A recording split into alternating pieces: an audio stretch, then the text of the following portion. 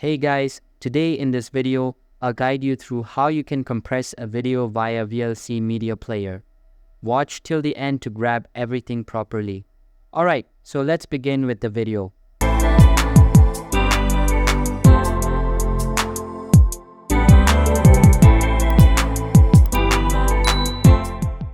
First things first, open the VLC Media Player on your personal computer and make sure it is updated to the latest version available.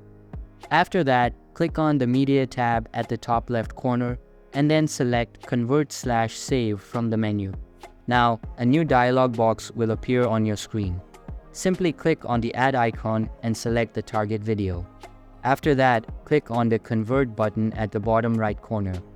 In the Profile tab, make sure to choose the following profile if you have a vertical video. But if the video is in the usual format, you can select YouTube HD from the bottom of the list.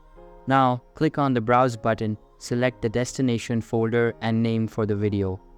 After that, click on the Start button and wait for it to complete.